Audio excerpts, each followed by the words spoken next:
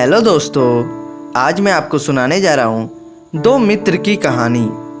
एक राज्य में विजयराज नाम का एक राजा था।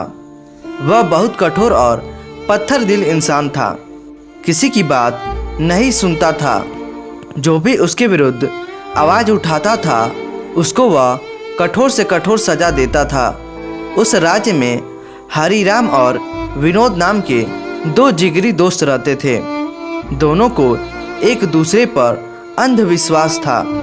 राजा के अत्याचार देखकर वह चुप नहीं बैठ पाए। एक दिन हरिराम राजा के विरुद्ध बात करने लगा। राजा के सैनिकों ने यह सुना और तुरंत उसे गिरफ्तार किया और राजा के पास उठा ले गए। राजा के सामने भी हरिराम उनके विरुद्ध ही बात कर रहा था।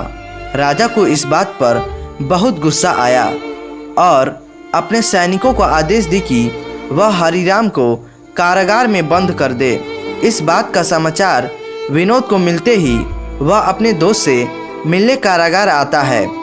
कारागार आकर विनोद ने कहा, यह क्या हो गया?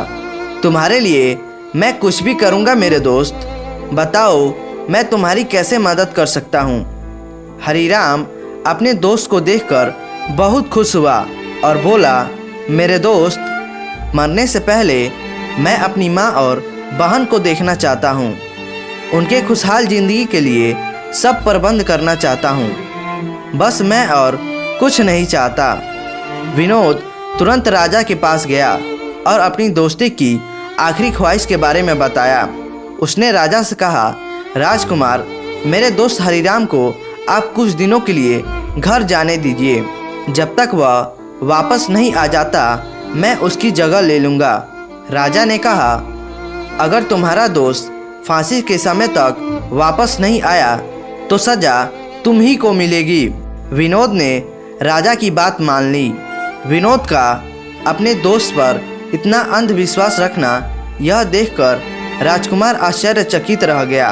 विनोद को जाने देने से पहले राजकुमार कारागार से हरिराम को बुलाया और कहा, अगर तुम 1 महीने के अंदर वापस नहीं आए तो तुम्हारी जगह तुम्हारे दोस्त विनोद को फांसी दी जाएगी। ऐसा बोलकर राजकुमार ने हरिराम को जाने दिया। महीना बीत गया और हरिराम अभी तक वापस नहीं आया। उस दिन शाम को राजकुमार कारागार में गया और विनोद से बोला, जिंदगी में कभी भी किसी पर इतना भरोसा मत करना।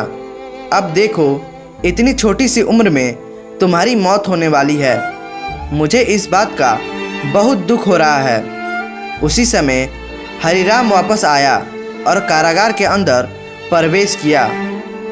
हरिराम अपने दोस्त विनोद के गले मिला और बोला, मैंने यहाँ जल्दी आने की बहुत कोशिश की लेकिन हो नहीं पाया। खैर, तुम्हारी कृपा से मैं अपनी माँ और बहन से मिल पाया और उनके खुशहाल जीवन के लिए बंदोबस्त कर पाया। मैं तुम्हारा आभारी हूँ दोस्त। राजा उन दोनों को देखकर बोला, आज तक मैंने ऐसी दोस्ती नहीं देखी जिसमें कोई अपनी जान को दांव पर लगा सका। मुझे बहुत गर्व है कि मेरे राज्य में ऐसे लोग भी रहते हैं। ऐसा बोलकर राजा ने दोनों दोस्त को छोड़ दिया और वापस अपने घर जाने को कहा। उस दिन से राजकुमार बहुत प्यार और अच्छाई से राज करने लगा। तो दोस्तों, आशा करते हैं ये कहानी आपको पसंद आई होगी। तो आप इसे लाइक करें और हमारे चैनल को सब्सक्राइब करें। धन्यवाद।